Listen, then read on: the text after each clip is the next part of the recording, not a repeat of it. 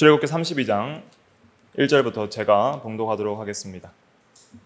백성이 모세가 산에서 내려옴이 더딤을 보고 모여 백성이 아론에게 이르러 말하되 일어나라, 우리를 위하여 우리를 인도할 신을 만들라. 이 모세 곧 우리를 애굽 땅에서 인도하여 낸 사람은 어찌 되었는지 알지 못함이니라. 아론이 그들에게 이르되 너희의 아내와 자녀의 귀에서 금 고리를 빼어 내게로 가져오라. 모든 백성이 그 귀에서 금 고리를 빼어 아론에게로 가져가매 아론이 그들의 손에서 금 고리를 받아 부어서 조각칼로 새겨 송아지 형상을 만드니 그들이 말하되 이스라엘아, 이는 너희를 애굽 땅에서 인도하여 낸 너희의 신이로다 하는지라.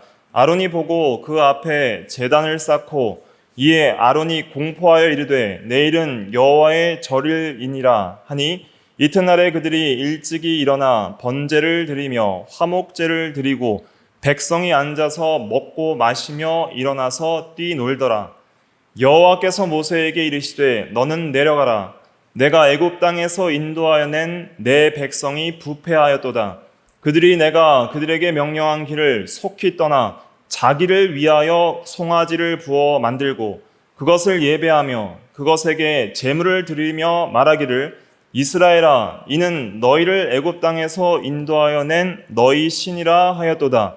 여호와께서 또 모세에게 이르시되 내가 이 백성을 보니 목이 뻣뻣한 백성이로다. 그런즉 내가 하는 대로 두라.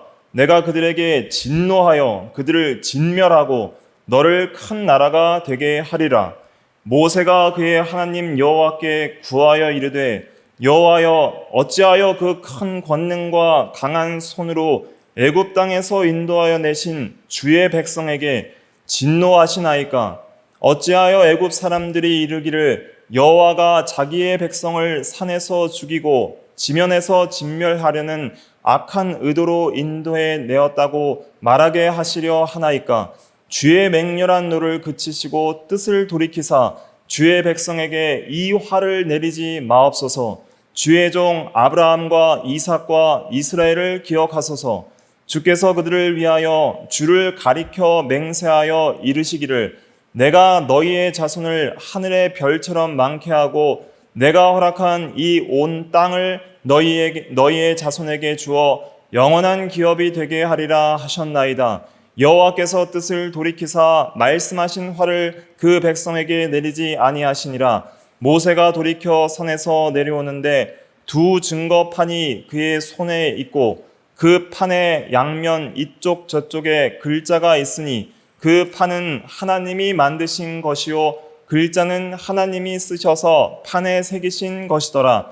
여호수아가 백성들의 요란한 소리를 듣고 모세에게 말하되 진중에서 싸우는 소리가 나나이다. 모세가 이르되 이는 승전가도 아니요 패하여 부르짖는 소리도 아니라 내가 듣기에는 노래하는 소리로다 하고 진에 가까이 이르러 그 송아지와 그 춤추는 것들을 보고 크게 노하여 손에서 그 판들을 산 아래로 던져 깨뜨리니라. 모세가 그들이 만든 송아지를 가져다가 불살라 부수어 가루를 만들어 물에 뿌려 이스라엘 자손에게 마시게 하니라. 모세가 아론에게 이르되 이 백성이 당신에게 어떻게 하였기에 당신이 그들을 큰 죄에 빠지게 하였느냐? 아론이 이르되 내 주여 노하지 마소서. 이 백성의 악함을 당신이 아나이다. 그들이 내게 말하기를 우리를 위하여 우리를 인도할 신을 만들라.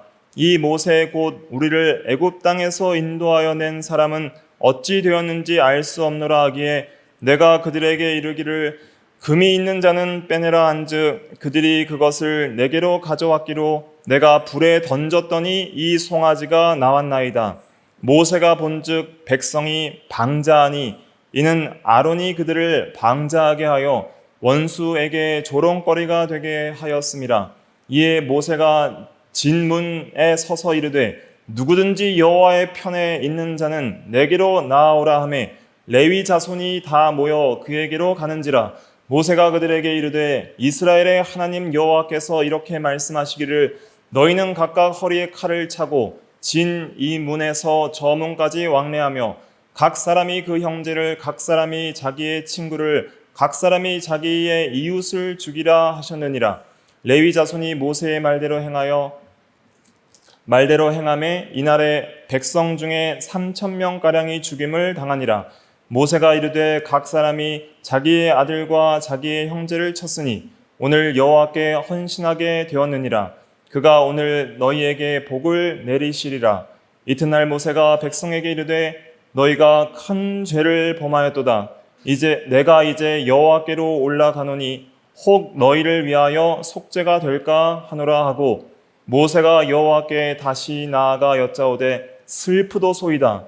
이 백성이 자기들을 위하여 금신을 만들어 싸우니 큰 죄를 범하였나이다. 그러나 이제 그들의 죄를 사하시옵소서. 그렇지 아니하시오면 원하건대 주께서 기록하신 책에서 내 이름을 지워버려 주옵소서. 여호와께서 모세에게 이르시되 누구든지 내게 범죄하면 내가 내 책에서 그를 지워버리리라. 이제 가서 내가 내게 말한 곳으로 백성을 인도하라. 내 사자가 내 앞서 가리라. 그러나 내가 보응할 날에는 그들의 죄를 보응하리라. 여호와께서 백성을 치시니 이는 그들이 아론이 만든 바 그 송아지를 만들었음이더라. 아멘. 네. 오늘은 언약 10번째 시간으로서 모세 언약 3번째 시간, 결혼 언약 관점에서 본 모세 언약 2번째 시간이죠.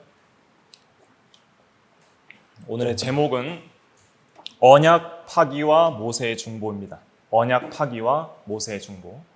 저번 주에는 이제 결혼 언약식에 대해서 말씀드렸습니다. 그래서 이제 이스라엘 백성과 하나님이 이제 모세의 중매로 영적 결혼 관계에 들어갔습니다. 결혼 언약서가 십계명이라고 했습니다. 이렇게 이제 하나님을 사랑하고 하나님이 우리를 사랑하신다는 것을 십계명을 통해서 알 수 있는 것이죠. 그런데 이제 그 피로연까지 마치고 이제 모세가 십계명의 그 언약서, 결혼 언약서를 받으러 산으로 올라갑니다. 산에 올라가서 40일을 거기서 지내게 돼요. 그것이 이제 25장부터 오늘 32장 전에 31장까지 이제 여러 이 법들을 받게 되는데 하나님을 이제 어떻게 사랑하고 어떻게 예배해야 될지에 대한 구체적인 예배의 규정들을 이제 산에 올라가서 받고 또 십계명을 돌판에 하나님이 친히 새겨주시는데 양면에 새깁니다. 양면에 새겨준 두 돌판을 받아서 이제 내려오는 그 과정까지 이제 32장에 이제 받아서 내려오게 되죠. 그래서 새긴 것을 받는 것까지가 이제 31장까지의 기록이에요. 25장부터 31장까지. 그래서 이 중요한 이제 결혼 언약에 있어서 이제 결혼 언약서를 받아 내려오는 그런 과정 속에서 40일을 있었잖아요. 이스라엘 백성들이 아론과 모세 없이 아론과 자기들끼리 40일을 있으면서 이제 그 마음이 속히 여호와를 떠나버린 거예요. 마음이 속히 여호와를 떠나서 이제 모세가 없으니까 이제 우상을 만들자 이렇게 된 겁니다. 하나님은 눈에 안 보이잖아요. 우리가 오늘 예배할 때도 하나님이 눈에 보이면 참 좋겠어요. 육신적인 생각으로는 그렇다는 거예요. 육신적인 생각으로. 그러나 하나님은 영이시고 온 땅에 충만하기 때문에 영이라는 것은 가장 탁월한 존재 방식입니다. 이방 신들은 보면 다 형상들이 있잖아요. 형상들이 있는데 형상들이 있다는 것은 그건 전부 다 시간과 장소에 구속받는 제한적 신이에요. 우리가 다 파악할 수 있는 정도 수준의 신들은 정말 저급한 신입니다. 그리고 능력이 무한하지 않아요. 영으로 존재한다는 것은 우리가 추상적으로 생각하면 안 되고 가장 탁월한 월등한 어떤 피조물과는 그 비교할 수 없는 가장 탁월한 완전한 신이라는 뜻입니다. 그렇기 때문에 어떤 형상으로 자신의 모습을 하나님께서 안 나타내 보여주신 거예요. 그것은 내가 아니기 때문에. 하나님을 사랑할 때 우리가 하나님을 바로 사랑하고 바로 예배해야지. 예를 들면 부부관계에 있어서도 부부가 부부를 인격적으로 직접적으로 바로 사랑을 해야지. 남편이 아내를 사랑한다면서 다른 거를 아내라 하면서 사랑하면 그 아내가 황당할 거 아니에요. 그리고 얼마나 거기에 있어서 마음에서 상하겠어요. 그것처럼 하나님이 아닌 자를 하나님이라고 여기면서 그렇게 하나님이라고 사랑하면 하나님이 보시기에는 얼마나 마음이 아프고 그리고 하나님과의 사랑의 관계가 거기서 깨져버리는 거예요. 그래서 하나님은 어떤 형상도 만들지 말고 영으로 하나님을 예배하라. 또 진리를 따라서 예배하라. 그렇게 말씀을 하시는 것이죠. 그리고 사실 이제 이 세상에서 유일한 하나님의 형상은 딱 하나입니다. 인간이에요. 인간만이 하나님의 형상이에요. 하나님의 형상대로 창조된 유일한 존재는 인간이에요. 인간이 다른 것을 하나님의 형상으로 만들어서는 안 되는 거예요. 그래서 이제 우리가 하나님의 형상의 반영이고 또 이제 우리가 앞으로 주 예수 그리스도의 그 인성, 부활하신 그 육체를 배울 때는 그 예수님을 우리가 하나님으로 경배하게 될 것입니다. 그분은 하나님의 완전한 계시 그 자체이기 때문에. 그래서 그 어떤 것도 우리는 형상화해서 하나님을 예배해서는 안 되는 것이죠. 그런데 왜 사람들이 이렇게 형상을 만들어서 뭔가 보이고 만지고 육체적으로 보이고 육체적으로 만지고 육체적으로 느낄 수 있는 그러한 종교, 그러한 예배를 왜 추구하고 좋아할까요? 그것은 육체 중심이 된 타락한 인간의 본성에 좋기 때문입니다. 그것이 좋은 거예요. 그러니까 오늘날도 기독교 내에서도 그냥 말씀 중심의 예배, 또 진리 중심의 예배보다는 뭔가 자극적이고 느끼고 인간의 감정을 흥분시킬 수 있는 그런 보는 예배, 느끼는 예배로 바뀌어 나가는 것이죠. 그러한 예배 방식들은 다 육체 중심의 예배가 되는 거예요. 진리를 떠나게 되면. 이방 종교의 모든 예배들을 보세요. 전부 육체 중심입니다. 왜냐하면 모든 이방 종교의 그 종교 행위는 다 자기를 위해서 예배하는 거예요. 모든 이방 종교는 불교도 그렇고 힌두교도 그렇고 뭐 뉴에이지적인 것도 그렇고 다 보면은 자기를 기쁘게 하기 위한 종교예요. 자기를 위하는 종교예요. 그러니까 우상을 만든다는 것 자체는 우상을 위해서, 우상의 영광을 위해서 자기를 헌신하는 게 아닙니다. 우상을 만든다는 것은 누구를 위해 만드는 거예요? 자기를 위해 만드는 거예요. 여호와 하나님께서 그걸 지적하세요. 오늘 32장에. 그래서 자기 사랑에 기울어져서 자기를 위해서, 자기를 기쁘게 하기 위해서 우상을 만들게 됩니다. 자기 중심의 예배, 자기가 우상이 되는 것이죠. 그러니까 모든 외적 우상 숭배는 자기 숭배에서 나오는 거예요. 그게 이제 1절에서 또 증거하고 있는 것입니다. 1절, 32장 1절 말씀 같이 읽어볼게요. 시작. 백성이 모세가 산에서 내려오미 더딤을 보고 모여 백성이 아론에게 이르러 말하되 일어나라 우리를 위하여 우리를 인도할 신을 만들라. 이 모세 곧 우리를 애굽 땅에서 인도하여 낸 사람은 어찌 되었는지 알지 못함이니라. 누구를 위해 신을 만들라 그랬어요? 우리를 위하여. 우리를 위하여.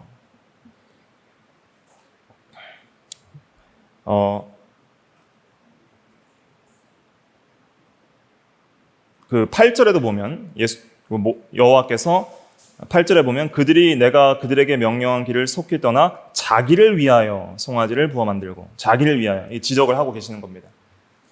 우리를 위하여 만들라. 그들이 자기를 위하여 만들었도다. 모든 이방 종교는 다 자기를 위한 종교입니다. 자기가 잘 되고 자기가 복 받고 자기에게 복 안 주면 우상을 때리는 거예요. 일본에 있던 어떤 사람은 일본에 우상이 많잖아요. 인도에도 우상이 많아요. 근데 이렇게 주머니 속에 우상을 갖고 다닌대요. 자기가 섬기는 우상을. 근데 막 때리는 거예요. 막 때려요. 그래서 옆에 있는 친구가 왜 때리냐 그러니까 요즘 얘가 말을 안 듣는다고. 복을 안 준다고. 맞아야 된다고. 그래서 때리는 거예요. 그럼 뭐예요? 자기를 위한 우상인 거예요. 자기한테 복을 안 주면 나쁜 우상. 자기한테 복을 주면 좋은 우상. 램프의 요정, 지니와 같은 거예요. 그러니까 모든 이방 종교는 자기를 위한 우상, 종교, 신인 거예요. 유일하게 기독교만 누구를 위한 종교예요? 하나님을 위한 종교입니다. 하나님의 영광을 위해 우리는 예배를 합니다. 그러니까 여러분들이 예배 시간에 나올 때 자기를 위하여, 내가 기쁘려고, 내가 위안받으려고, 내가 은혜 받으려고, 내가 육체적으로 즐거우려고, 내가 교회에서 영광 받으려고, 내 마음이 좋으려고, 하여튼 어떤 경우에든지 자기 중심이 되어서는 안 된다는 거예요. 하나님 중심으로 하나님을 사랑하고 하나님을 예배하고 하나님을 경외하고 하나님의 영광을 위하여 그렇게 예배할 때에 내려오는 은혜가 우리를 위한 것들이 되는 거예요. 우리가 온전히 하나님을 위하면 자연스럽게 가장 우리를 위한 것이 돼요. 왜냐하면 하나님이 그러한 자를 기뻐하시고 하나님이 사랑하시고 은혜를 주니까. 그런데 중심이 자기를 위하게 되면은 그러한 예배를 하나님께서 안 받으시니까 결국은 자기를 위한 게 안 되는 거예요.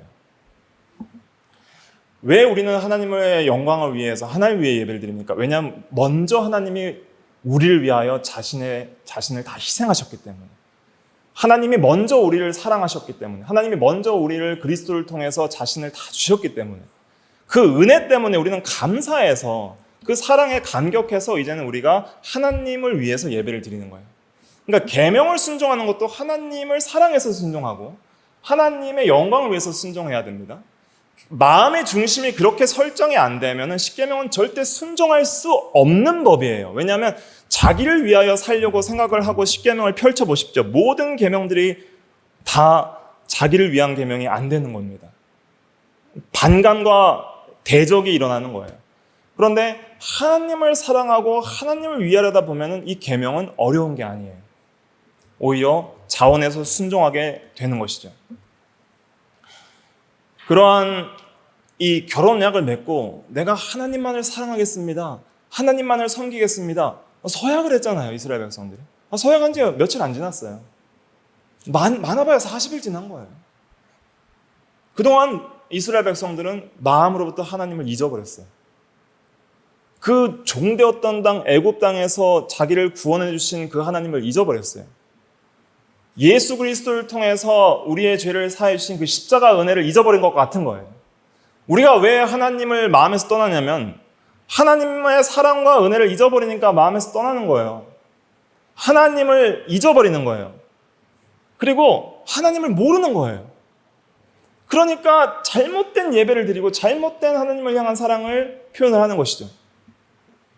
우상을 숭배한다는 것은 여러 가지 의미가 있습니다. 하나님을 모른다는 뜻도 됩니다. 하나님을 모르니까 잘못된 예배를 드리는 거예요. 또 하나님을 사랑하지 않는다는 것입니다. 우상이라는 것은 꼭 어떤 형상을 만들어 놓고 그렇게 섬기는 것만이 우상이 아니라, 골로새서 3장 5절에는 뭐가 우상이라고 그랬냐면 탐심이 곧 우상 숭배라 그랬습니다. 그러니까 우상이라는 건 곧 마음에서부터 나오는 거예요. 마음에서부터 하나님을 떠난 것이 곧 자기 우상 숭배고, 왜냐하면 자기를 신격화하는 거예요. 하나님을 떠난다는 것은. 또 마음에서부터 하나님보다 더 사랑하는 것이 우상입니다. 하나님보다 더 의지하는 것이 우상이고, 하나님보다 더 두려워하는 것도 우상이고, 하나님보다 더 지배받는 모든 것들이 다 우상이에요. 그것이 자기가 됐든, 세상의 돈이 됐든, 다른 사람이 됐든, 어떤 권력이 됐든, 이 세상의 쾌락이 됐든, 뭐가 됐든지 간에 하나님보다 더 사랑하고 의지하고 지배받고 두려워하는 모든 것들, 그래서 참되신 하나님, 성경이 계시하시는 참된 삼위일체 하나님을 떠나게 만드는 모든 것들은 다 우상이에요. 근데 그 우상은 단순한 것이 아니라, 그 우상을 섬긴다는 것은 영적인 남편인 하나님을 버리고 간음하는 영적 간음의 죄가 우상 숭배입니다. 그래서 이스라엘 백성들이 우상을 섬길 때 그 우상을 음란하게 섬겼다는 말씀들이 나오게 되는 것이고, 출애굽기 34장에 가면은 언약을 다시 갱신하게 되는데, 거기에서도 그들이 이제 가나안 땅에 들어가면 음란하게 섬길까 봐 이제는 절대로 그 가나안의 신들을 섬기지 말고 다 파괴시켜라, 그렇게 말씀을 하시는 것이죠. 우리가 우리의 마음을 잘 살펴봐야 됩니다. 우리 마음속에 하나님이 계신가 안 계신가, 또 내가 정말 가장 사랑하는 분이 하나님인가. 물론 이 세상에서 우리가 가족들도 사랑하고 교회도 사랑하고 또 우리가 사랑해야 될 이웃들도 있고 대상들도 있지만은, 그러나 먼저는 하나님을 가장 사랑하는 그 하나님의 사랑 안에서 자기 사랑이 잘못된 건 아니에요. 자기도 사랑할 줄 알아야 됩니다. 자기를 사랑할 줄 알아야지 다른 사람도 사랑할 수 있는 거예요. 자기를 사랑하지 못하는 사람은 다른 사람도 아끼는 방법을 모르는 겁니다. 그런데 진정한 자기 사랑과 이웃 사랑은 어디에서 나오냐면 하나님을 사랑하는 사랑 안에서 나오는 거예요. 하나님을 참되게 사랑하다 보면 자연스럽게 이웃과 참되게 사랑하기 시작합니다. 그것이 하나님께서 우리를 구원하신 목적이에요. 그래서 마음과 뜻과 목숨을 다하여 하나님을 사랑하고 이웃을 내 몸과 같이 사랑할 수 있게 하시려고 우리를 구원시킨 거예요. 그런데 우상을 섬기기 시작하면 그 모든 것이 다 깨져버립니다. 하와가 선악과를 따먹은 것은 뭐가 우상이 된 거예요? 선악과가 우상이 된 거예요. 하나님보다 선악과를 더 사랑한 거예요. 그 외적 우상 숭배의 모습은 내적으로 마음에 벌써 우상을 만들었기 때문에 생긴 겁니다. 하나님보다 더 사랑하는 뭔가가 마음속에 생긴 거죠.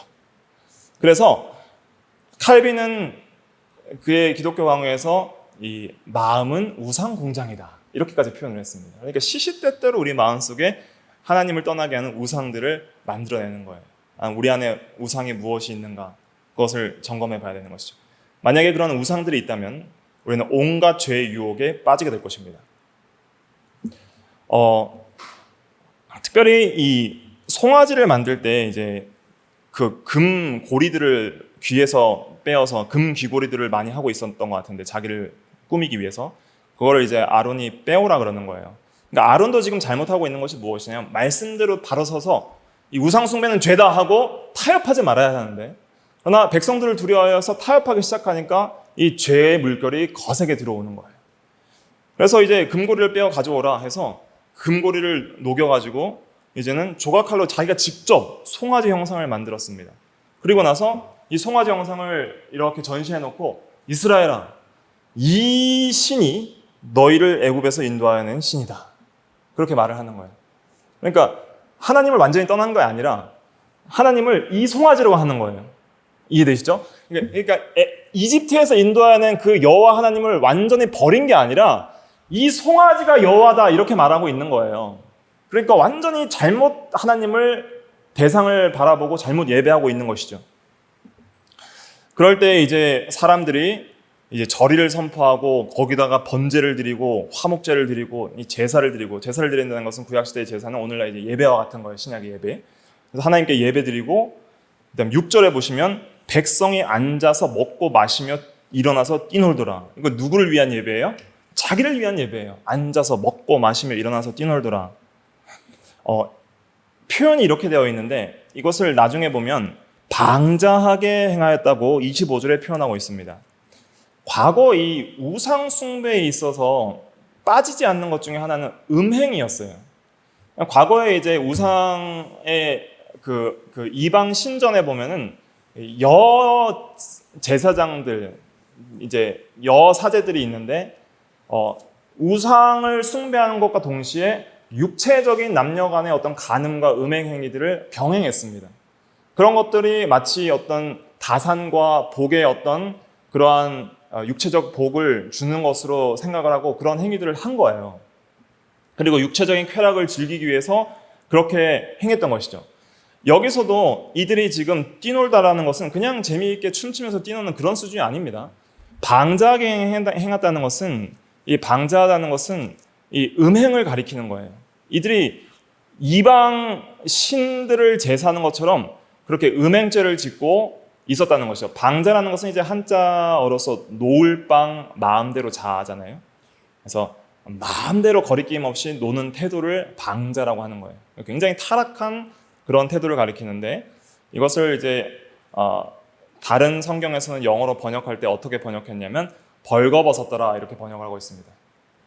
그래서 이제 흠정역에서는 벌거벗었더라 이렇게 번역을 하고 있고 또 다른 성경에서는 제멋대로 행동하였다 이렇게 번역을 하고 있는데 이것이 왜 이방인에게 조롱거리가 되었다고 표현을 하냐면 그들이 여기서 금송아지를 예배하면서 제사하면서 벌거벗고 뛰놀면서 그 가운데 육체적인 음행죄를 짓고 있었던 거예요. 그렇게 음란하게 타락한 예배를 즐기고 있었던 것이죠. 그러니까 모세가 그 하나님의 그 영광을 위한 열심으로 뜨거워져서 여호와 편에 서 있는 자를 나오라 이렇게 말을 해가지고 이제 레위 자손들이 나올 때 그 아직도 회개하지 않고 음행죄를 짓는 자들을 죽여버린 거죠. 3,000명을 죽였다 하는 것입니다. 그래서 여기서 또 우리가 알 수 있는 것은 무엇이냐면 왜 이 세상이 이렇게 음란할까요? 왜 간음죄를 이렇게 지을까요? 그러니까 인간의 이 악한 타락한 본성에서 나오는 건데 누구도 자유할 수 없습니다. 목사라도 자유할 수 없고 모든 인간들은 다 이러한 음란한 그러한 욕심들을 가지고 있는 죄인입니다. 성욕 자체가 악한 건 아니에요. 하나님께서 부부를 만드시고 이 성욕을 주셔서 자녀를 생산하게 한 이것은 그것 자체는 의롭고 선한 것인데, 그러나 그것을 잘못 이용하여 타락하니까 부부관계 외에 이런 음란한 행위들을 하고 혼전 관계를 하고, 그 다음에 그 음란의 극치가 어디로 가는 거예요? 동성애로 가는 거예요. 동성애는 음란의 극치입니다. 자기 쾌락의 극치를 쫓아가니까 동성애로 가는 거예요. 동성애를 오해하지 마십시오. 자녀들에게 잘 가르쳐야 됩니다. 동성애는 동성 간의 아름다운 사랑이 아닙니다. 동성애라는 것 자체는 동성 간의 성행위를 가리키는 거예요. 동성 간의 성행위가 동성애예요. 동성 간의 아름다운 어떤 사랑, 그런 거 아닙니다. 거기서 말하는 건 전부 음란한 그런 죄를 짓는 행위를 가리키는 거예요. 그래서 그러한 음란의 극치가 이제 동성애로 가는 거예요. 그런데 이 음란죄가 왜 이렇게 일어나냐면 마음에서부터 하나님을 떠났기 때문입니다. 영적 간음에서 모든 죄가 시작되는 거예요. 그러니까 1계명이 왜 중요하냐면 너는 나 외에는 다른 신을 내게 있게 하지 말지니라는 그 계명을 잘 순종하잖아요. 그럼 모든 계명들은 다 순종하게 되어 있습니다. 하나님을 사랑하라. 마음과 목숨과 뜻을 다하여 주 너의 하나님을 사랑하라 하셨으니 이것이 크고 첫째되는 계명이요 했잖아요. 그것이 1계명의 요약, 1계명이라고도 할 수 있는데 그것을 잘 지키면은 다른 계명이 잘 지켜지는 거예요. 그런데 마음에서 하나님을 떠나는 영적 간음을 일으키게 되면은 자연스럽게 나오는 것이 마음에서부터 이러한 음욕을 품고 음란한 생각을 하고 마음으로부터 심적 간음이 일어나게 됩니다. 그리고 그 심적 간음의 열매가 행동의 간음, 실제적 육체적 간음으로 이어지는 것이죠. 그러니까 우리 속에서 만약에 어떤 이 마음의 어떤 간음, 또 심적 간음의 어떤 욕심들이 일어날 때에는 내가 하나님을 많이 떠나 있구나 이렇게 생각하시면 됩니다. 내가 하나님을 마음으로부터 많이 떠나면, 하나님을 떠난다는 것은 무슨 말일까요? 하나님을 떠난다는 것은 그것은 하나님의 말씀을 떠난다는 뜻입니다.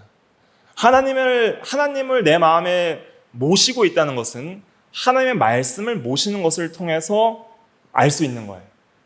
물론 살아계신 하나님이 있고 하나님의 말씀이 또 따로 있지만은, 그러나 그 말씀을 모시는 삶을 통해서 참되신 하나님을 모시는 것이고, 말씀을 버리는 것을 통해서 참되신 하나님을 버리게 되는 거예요. 그러니까 이스라엘 백성들이 우상을 숭배할 때는 내가 명령한 길을 떠났다고 이렇게 표현을 하고 있습니다. 8절을 보세요. 8절 말씀 같이 읽어볼게요. 시작. 그들이 내가 그들에게 명령한 길을 속히 떠나 자기를 위하여 송아지를 부어 만들고 그것을 예배하며 그것들에게 제물을 드리며 말하기를 이스라엘아 이는 너희를 애굽 땅에서 인도하여 낸 너희 신이라 하였도다. 그들에게 명령한 길이라 그랬죠. 길. 그러니까 길이라는 것은 무슨 의미냐면 그러니까 행동 양식을 가리키는 거예요. 그러니까 우리가 인생의 길을 걷는다 그러잖아요. 그러니까 길을 걷는다는 것은, 그러니까 길이라는 것은 우리 사람의 삶, 행동, 습관, 행동 양식, 이런 것들을 상징적으로 표현하는 상징적 단어가 길이잖아요. 그러니까 명령한 길이라는 것은 하나님께서 명령한 그 법도, 제도, 계명, 이걸 말하는 것이죠.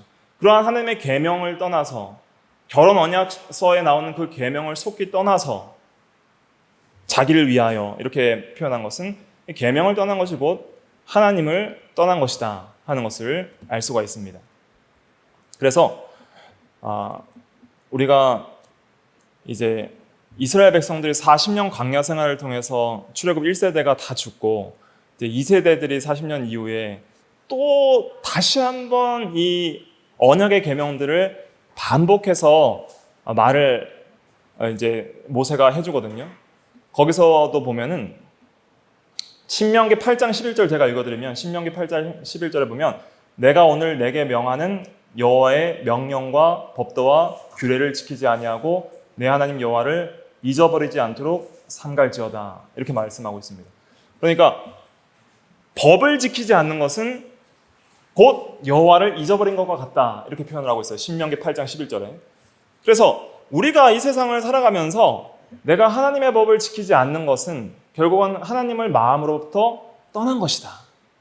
영적으로 나의 남편 된 하나님을 사랑하지 않고 다른 우상을 이미 섬기고 있는 증거가 하나님의 법을 떠난 것을 통해서 깨닫게 되는 것이죠.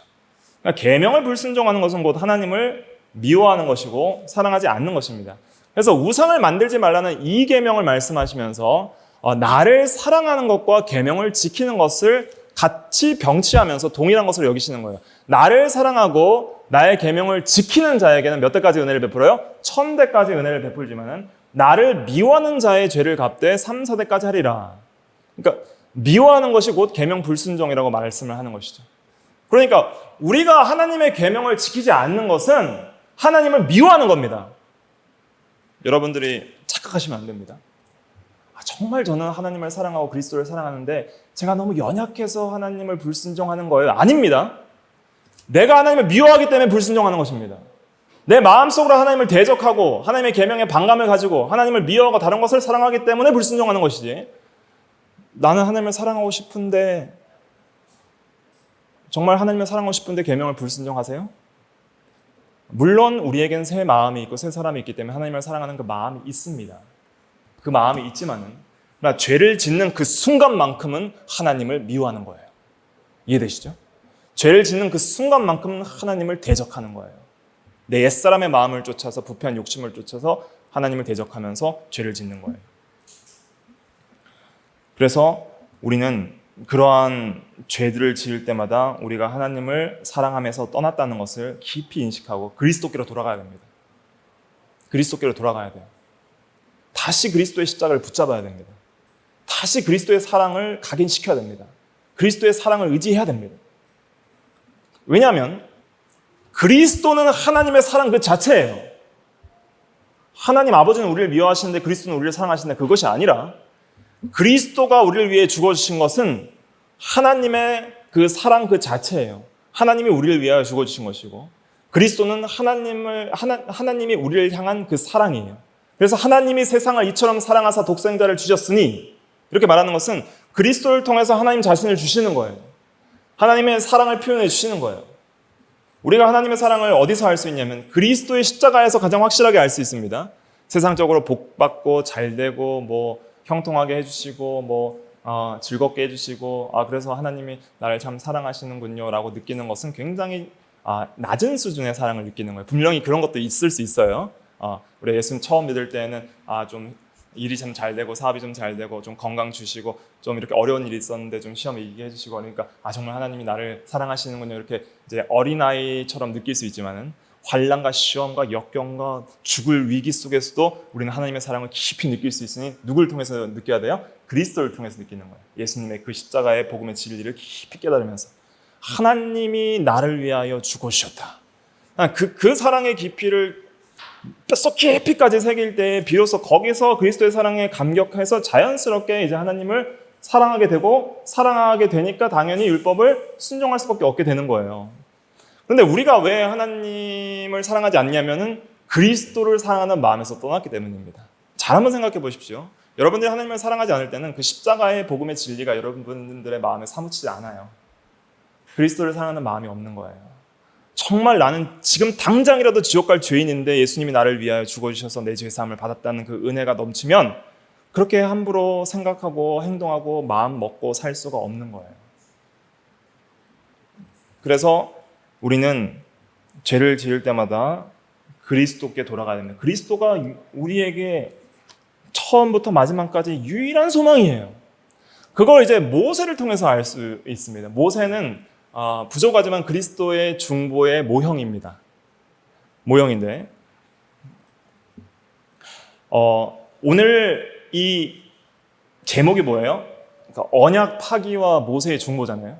그러니까 언약을 파기했다는 것은 이스라엘 백성들이 남편 대신 영적인 남편은 하나님을 사랑하지 않고 하나님을 떠나서 우상을 섬겼다는 것은 영적 간음, 외도, 즉 그것은 하나님과의 결혼 언약을 파기한 거예요. 우상을 섬긴 것은 하나님과의 결혼 언약을 파기한 겁니다. 그럼 파기가 됐을 때 더 이상 하나님은 이스라엘 백성들을 자기 백성으로 여기지 않으세요. 자기의 아내로 여기지 않으세요. 그래서 7절에 뭐라고 말씀하시냐면 7절 말씀 같이 읽어볼게요. 시작. 여호와께서 모세에게 이르시되 너는 내려가라. 내가 애굽 땅에서 인도하여 낸 내 백성이 부패하도다. 누구 백성이에요? 네 백성. 모세 네 백성이다. 하나님께서 출애굽기 19장에는 너희를 나의 뭘로 삼는다 그랬어요? 내 소유로 삼는다. 나의 보물 1호로 삼겠다. 그렇게 내가 너를 사랑하겠다. 거룩한 나라, 제사장 나라가 되게 하겠다. 내 백성, 나는 너의 하나님이 되고 너희는 나의 백성이 되리라 그랬는데 언약이 파괴되는 동시에 하나님께서는 선포하십니다. 내 백성 아니다. 모세 네 백성이다. 네 백성이 부패하였다. 그들이 자기를 위하여 나의 명령한 길을 속히 떠나서 나의 사랑을 버렸다는 것이죠. 우상을 섬겼다는 것은. 그러면서 이제 9절 말씀해 보면 여호와께서 또 모세에게 이르시되 내가 이 백성을 보니 목이 뻣뻣한 백성이로다. 목이 곧은 백성이로다. 이렇게 번역될 성경도 있는데 그것은 무엇이냐면 회개할 줄 모르고 죄악에서 돌이키지 않는 상태, 계속적으로 범죄하며 회개하지 않는 상태를 목이 곧은 상태라고 말을 하는 거예요. 고개를 숙인다는 건 뭐예요? 고개를 숙인다는 것은 자기의 죄를 자복하고 회개하고 범죄를 뉘우친다는 의미잖아요. 근데 끝까지 죄를 지으면서도 회개하지 않고 목을 이렇게 쳐들고 있는 것처럼 목이 곧은 백성이라는 표현은 회개하지 않고 지속적으로 범죄하는 그 백성의 부패한 본성을 여기서 지적하고 있는 거예요. 그러니까 목이 뻣뻣한 백성이라는 것은 우리를 말하고 있는 겁니다. 우리는 다 목이 뻣뻣한 자들입니다. 아무리 하나님께서 긍휼을 베풀어 주셔도 자주 범죄하고 회개할 줄 모르는 그런 타락한 본성을 여기서 지적을 하는 것이죠. 그래서 하나님이 이제 진노하시게 됩니다. 그것이 10절 말씀입니다. 10절 같이 읽어볼게요. 시작. 그런즉 내가 하는 대로 두라. 내가 그들에게 진노하여 그들을 진멸하고 너를 큰 나라가 되게 하리라. 그래서 하나님이 이제 하나님 백성 다시 만들어야겠다 이렇게 말씀하시는 거예요. 아브라함과 이삭과 야곱에게 아브라함에 무슨 언약을 하셨어요? 자손과 땅을 약속하셨죠. 내 자손이 하늘의 별과 같이 많아지리라. 가나안 땅을 내 자손에게 주리라. 나는 너의 하나님이 되고 너희는 나의 백성이 되리라. 근데 취소다. 이제 이스라엘 다 진멸하고 모세 너를 통해서 새로운 나라를 만들고 새로운 백성을 만들겠다. 이렇게 말씀을 하셨습니다. 모세 입장에서는 굉장히 황송하죠. 모세 입장에서는 굉장히 기회일 수도 있는 거예요. 그런데 모세는 그것 제안을 받아들이지 않습니다. 그리고 11절, 12절, 13절 세 절을 통해서 세 가지 이유를 들어서 하나님께 이제는 이스라엘과 하나님과의 관계를 화목시키는 그 중보라는 것은 원수되었던 둘 사이를 화목시키는 것을 중보라고 합니다. 그 중보자는 화목시키는 자라는 뜻이에요. 그러니까 모세가 중매의 역할을 했던 것처럼 이제는 언약이 깨어진 상태에서 이스라엘과 하나님을 다시 화목시키는 그 일을 11, 12, 13절에서 하는 거예요. 그 근거가 이제 세 가지입니다. 첫째는 이 백성은 주의 백성이라는 거예요. 이 백성은 내 백성 아닙니다. 주의 백성 맞습니다. 이걸 강조하는 것이 11절입니다. 11절 같이 읽어볼게요. 시작. 모세가 그의 하나님 여호와께 구하여 이르되 여호와여 어찌하여 그 큰 권능과 강한 손으로 애굽 땅에서 인도하여 내신 주의 백성에게 진노하시니까. 내 백성 아닙니다. 어찌하여 주의 백성에게 진노하십니까? 이 백성은 하나님의 백성이 아닙니까? 하나님의 영적 아내가 아닙니까? 주의 백성 삼으시옵소서. 변치 말고 주의 백성으로 여겨주시옵소서. 이런 말을 하는 거예요. 이 백성 내 백성 아닙니다. 주의 백성 맞습니다. 이러한 간구를 하는 거예요. 주의 백성으로 여겨주시옵소서. 이 간구 계속합니다. 나중에 또 이제 이제 출애굽기에서 있어서 33장, 32, 3, 4장이 굉장히 중요합니다. 전체 이제 그 틀을 이해하시려면 19장과 24장이 중요하고 19장과 20장, 24장이 중요하고 그 다음에 32, 3, 4장 중요합니다. 그래서 다음 시간까지 32장부터 34장까지 저번 주에 숙제를 내드렸어야 되는데 다음 주까지 또 한 번 읽어보세요. 32장부터 34장까지. 이 주의 백성 삼아 주시고 주의 기업으로 삼아달라는 말을 모세가 또 여러 번 이야기를 하게 됩니다. 그래서 하나님이 택한 백성이 아닙니까? 주의 백성을 삼아 주시옵소서. 그렇게 하나님의 사랑과 선택에 호소를 하는 거예요. 그 다음에 12절은 이제 하나님의 영광에 호소를 합니다. 하나님의 영광을 위해서 그리 하지 마옵소서. 하나님의 영광을 위해 그리하지 마옵소서. 12절 같이 읽어볼게요. 시작. 어찌하여 애굽 사람들이 이르기를 여호와가 자기의 백성을 산에서 죽이고 지면에서 진멸하려는 악한 의도로 인도해 내었다고 말하게 하시려 하나이까. 주의 맹렬한 노를 그치시고 뜻을 돌이키사 주의 백성에게 이 화를 내리지 마옵소서. 애굽 사람들이 여호와가 악한 의도로 인도해 냈다고 여호와의 이름의 영광에 욕이 돌아가면 되겠습니까? 하나님의 명예와 그의 이름의 영광을 위하여 그리하지 마옵소서. 13절은 언약을 말하고 있습니다. 아브라함에게 한 언약, 자손과 땅을 여기서 명시적으로 언급하고 있어요. 그 언약을 지키소서. 하나님이 말씀하신 그 언약을 신실하게 지켜 주옵소서. 그것이 13절입니다. 같이 읽어볼게요. 시작. 주의 종 아브라함과 이삭과 이스라엘을 기억하소서. 주께서 그들을 위하여 주를 가리켜 맹세하여 이르시기를 내가 너희의 자손을 하늘의 별처럼 많게 하고 내가 허락한 이 온 땅을 너희 자손에게 주어 영원한 기업이 되게 하리라 하셨나이다. 이제 세 가지를 들어서 이제 중보를 합니다. 주의 백성입니다. 주의 영광을 위해 그리하지 마옵소서. 주의 언약을 기억하사 그 언약을 지켜주시옵소서. 이 세 가지를 가지고 중보를 할 때 하나님께서는 그것을 들으십니다. 14절에 보니까 여호와께서 뜻을 돌이키사 말씀하신 화를 그 백성에게 내리지 아니하시니라. 여기서 우리가 중요하게 생각할 것이 있습니다. 지금도 여전히 산 밑에서 죄를 짓는 그 백성들은 이 사실을 알고 있습니까? 모르고 있습니까? 모르고 있습니다. 하나님이 진노하시겠다는 그 진노와 모세가 지금 간절히 목숨을 다해서 중보하는 그 중보를 모르고 계속 죄를 짓고 있어요. 여전히. 변한 건 없어요. 백성이 변한 건 없습니다. 여전히 죄를 짓고 있는데 그들에게 내리시겠다는 노를 취소한 이유는 유일하게 누구의 중보 때문이에요? 모세의 중보 때문입니다. 모세의 공로라고 보시면 안 돼요. 모세는 모형이기 때문에 이 모형은 곧 예수 그리스도의 중보를 상징하는 거예요. 예수님께서 지금도 하나님 보좌 우편에 앉아서 기도하십니다. 주여 이 백성들을 노하지 마옵소서. 우리는 지금 당장이라도 하나님의 백성으로부터 버림받아야 될 존재들이죠. 그것을 인정하셔야 됩니다. 그래야지 우리가 참된 복음적 신앙으로 돌아갈 수가 있는 거예요. 우리는 날마다 우상을 섬깁니다. 우리는 날마다 범죄를 합니다. 드러나는 큰 감옥 갈 죄가 없다 할지라도 우리의 마음으로 얼마나 많은 욕심들과 탐심들과 여러 가지 음욕들과 남을 미워하는 것들과 거짓과 시기와 질투와 이런 것들이 얼마나 많이 있습니까? 그럼에도 불구하고 우리가 하나님의 백성으로부터 버림받지 않는 유일한 근거는 누구 때문이에요? 예수 그리스도 때문입니다. 예수님은 지금도 하나님 보좌 우편에 앉아서 우리를 위하여 친히 간구하시니라라고 로마서 8장에 명시적으로 언급하고 있습니다. 계속적으로 우리를 중보하고 있는 거예요. 주의 택한 백성입니다. 주의 영광을 위해 그리하지 마옵소서. 주의 언약을 기억하옵소서 하면서 예수님도 오늘날도 우리를 위해 중보하시는 거예요. 우리는 모르죠. 그의 중보 사역에 대해서 우리는 직접적으로는 모르지만은 그러나 그 중보 때문에 우리가 살아있다는 것을 말씀을 통해 깨달아야 되는 것이죠. 그리고 우리 예수 믿는 사람들뿐만 아니라 믿지 않는 사람들도 지금도 살아있는 이유가 뭐예요? 예수님의 중보 때문입니다. 그걸 일반 은혜라고 하는데 왜 이 세상이 이렇게 죄악이 관약하고 타락했는데 아직도 이 악인들이 번성하고 살아있는가? 예수님의 중보 때문에 택한 자를 위한 중보 때문에 택한 자를 보존하기 위해서 누구도 보존해 주시는 거예요? 악인들도 함께 보존해 주시는 거예요.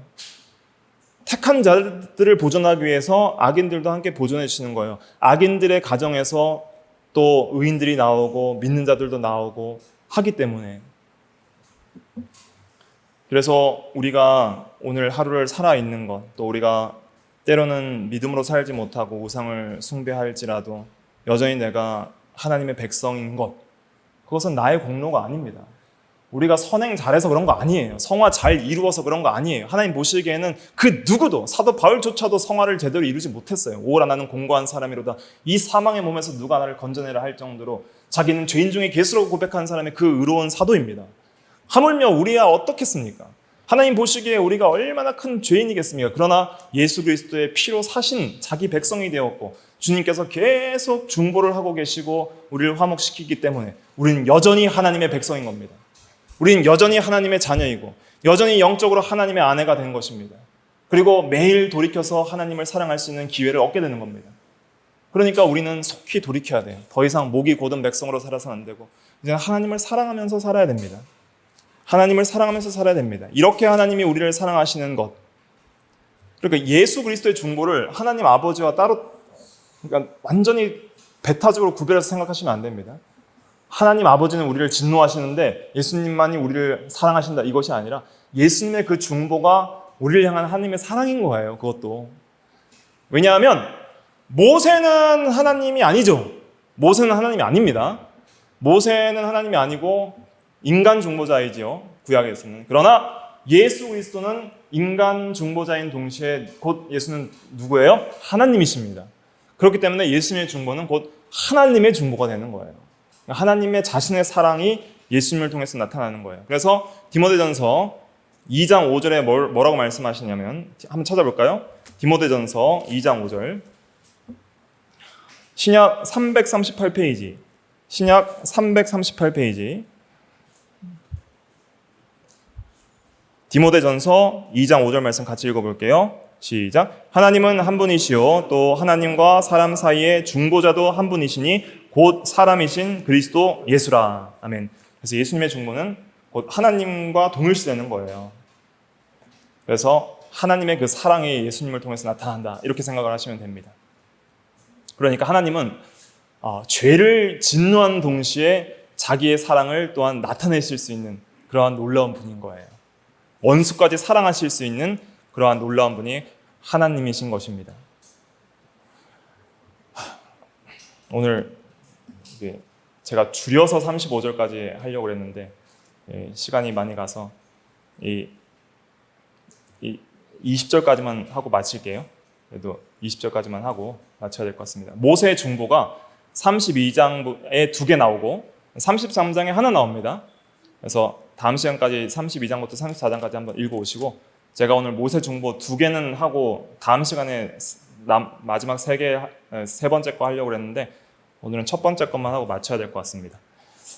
이제 15절부터 보면은 이제 그 결혼 서약서인 십계명 두 돌판에 대한 설명이 있습니다. 15절 보면 모세가 돌이켜 산에서 내려오는데 두 증거판이 그의 손에 있고 그 판의 양면 이쪽 저쪽에 글자가 있으니 그 판은 하나님이 만드신 것이요 글자는 하나님이 쓰셔서 판에 새기신 것이더라. 이제 이것이 십계명 두 돌판이에요. 그것을 들고 내려오는데 이제 막 소리가 나는 거예요. 백성이 떠들고 노는 소리가 나는 거예요. 그래서 여호수아가 그때 요란한 소리를 듣고 모세에게 말하다 진중에서 싸우는 소리가 나나이다. 이건 예배 소리가 아니에요. 하나님을 예배하는 것은 질서가 있어야 됩니다. 질서가 있고 경건의 모양도 있어야 됩니다. 그런데 그런 것들이 없는 거예요.